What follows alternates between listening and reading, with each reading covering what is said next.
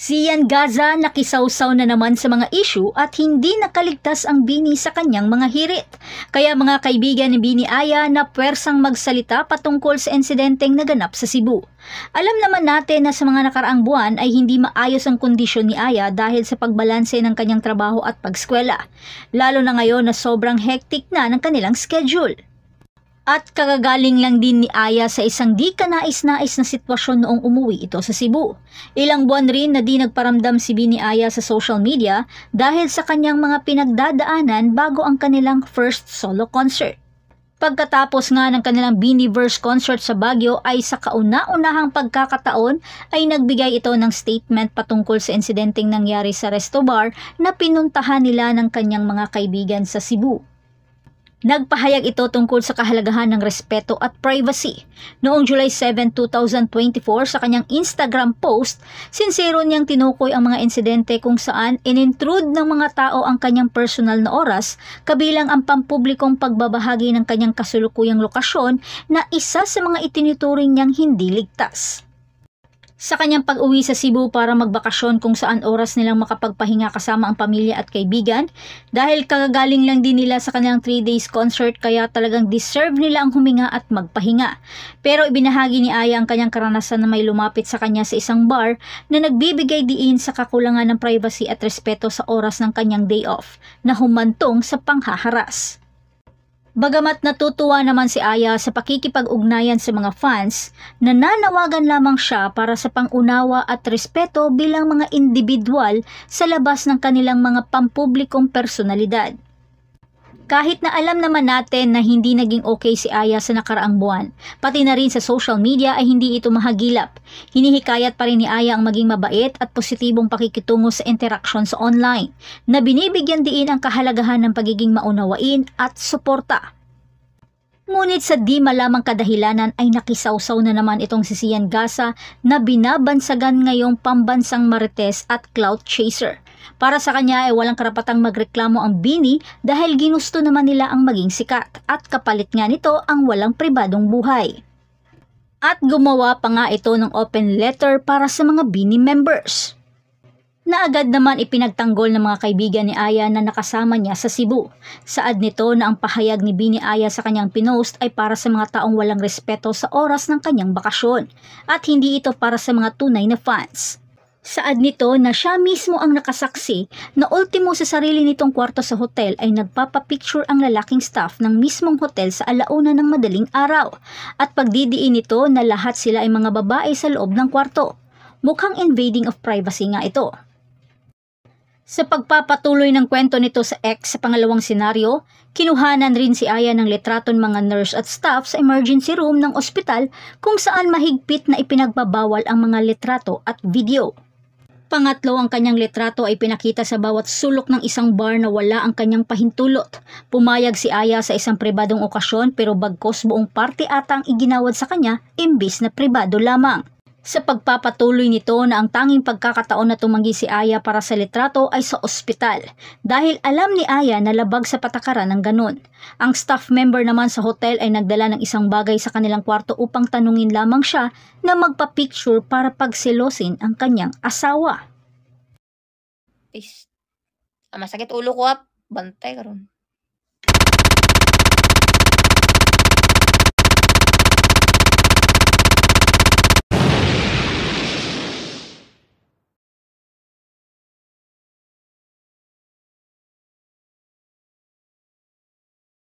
Muli nitong pinaaalalahanan na si Aya ay laging game para sa mga magpapapicture at hindi issue yun kay Aya. Alam ni Aya ang kanyang mga tagahanga na may tunay na layunin. Ngunit pakiusap nito na ang lahat ay may tamang oras at tamang lugar para sa lahat ng bagay. Pagtatanggol ng kaibigan ni Aya. Pagdidiin nito na dapat sana'y alam ng lahat ang tamang asal. Ang hayagang hindi profesional na kilos ay hindi dapat tinotolerate, sikat man o hindi. Ang respeto ay dapat laging maging batayan at pamantayan. Agad naman nagtrending sa X ang hashtag na Protect Bini at all cost. Sa aking palagay ay ginawa lamang ng kaibigan ni Aya ito para buweltahan ang statement ni Sian Gaza na para sa kanya ay walang katuturan dahil hindi naman ito alam ang mga nangyari. Agad naman nag-post si Bini Aya at humihingi pa ito ng paumanhin patungkol sa kanyang kaunting hiling na privacy na para sa iba ay sobra na ngayon. Pahayag nito kung bakit tumanggi ito sa pagkuha ng litrato dahil ang isa sa kanilang kaibigan ay idinala sa ER. Na kung iisipin mo nga naman, may mukha ka pa kayang ipkangiti nasa emergency na nga yung kaibigan niya. Insensitive nga naman. Pagdidiin nito na ang kanyang post ay walang anumang issue sa pagkuha ng litrato at pakikipagsalamuha. Ngunit sa mga ganitong sitwasyon at iba pang personal na pagkakataon, para kay Aya ay hindi lamang mga sikat na tao ang nangangailangan ng respeto at privacy, kundi pati na rin ang sinuman. Pero mukhang mas lalo pang lalaki ang isyong ito dahil pinapaapoy palalo ni Sian Gasa ang issue sa Bini na wala namang alam sa nangyayari. Mukhang hindi na nga maibabalik pa ang dati. Sikat na talaga sila at nagkakaroon na ng mga bashers at toxic na mga fans. Mukhang kakabit na nga ito sa kasikatan. Pero ako rin naman ay nag-aalala na rin sa sitwasyon nila sa publiko. Mukhang konting kibot ay mali agad ang nakikita sa kanila. Kaya mas maiging umiwas na lamang sa pampublikong lugar for safety. Kasi iba na rin ang utak ng mga clout chaser ngayon. Lalo na ngayon na nasa digital era na tayo. Lahat mga social media attention seeker, mag-viral lang ang videos. Alam ko malalampasan ito ng Bini kaya kapit lang 8 hanggang dulo. Wala lang ito sa mga pinagdaanan nyo kaya manatiling matatag. Lalo na kay Bini Aya na mas lalong involved sa isyong ito.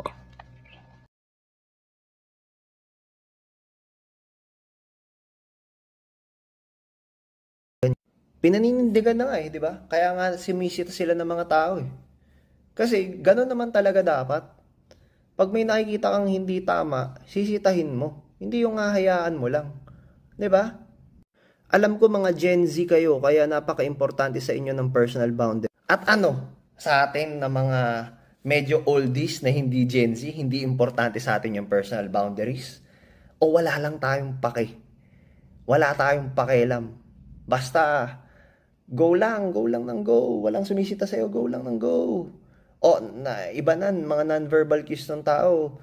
Mukha na awkward na siya. Hindi, basta sa akin, okay lang ako. Wala akong ginagawang hindi maganda. Okay lang yan. Ganon? Nauunawaan ko yun. Honestly, hindi mo nauunawaan, bro. But it doesn't work that way sa loob ng industry. Sa loob ng industriya, wait, are you an artist din katulad nila for you to say those things? What are you known for, bro? What are you known for? You can answer that. Being a famous personality comes with great responsibility. And that's why they're taking responsibility by saying it to their fans that it's not good, it's not right. 'Di ba? Hindi lahat ng nakasanayan tama. So dapat ayusin. 'Di ba? And that's why yung mga sikat na Pilipino nang gusto ng tahimik na buhay ay nagmamigrate na lang abroad. So you mean to tell me that the only time that they will have a peaceful life is kapag umalis sila dito? So you would agree with me that most of the people here and most of the fans here are barbaric. Most of the fans here have no class, uncivilized. Ganon? Is that how you want to say it? Ganon ba? Kasi ako naniniwala ako hindi ganon. Marami ditong maayos na tao at marami rin ditong pwede pang maayos. Pero mga gantong statements would stop progress from happening. Because if you encourage unruly behavior, hindi nila makikita yung babaguhin nila sa sarili nila. And therefore, walang mangyayaring pagbabago. Okay? Ikaw, ano ang iyong mensahe para kay Aya at si Bini? At ano ang dapat gawin ng management patungkol dito?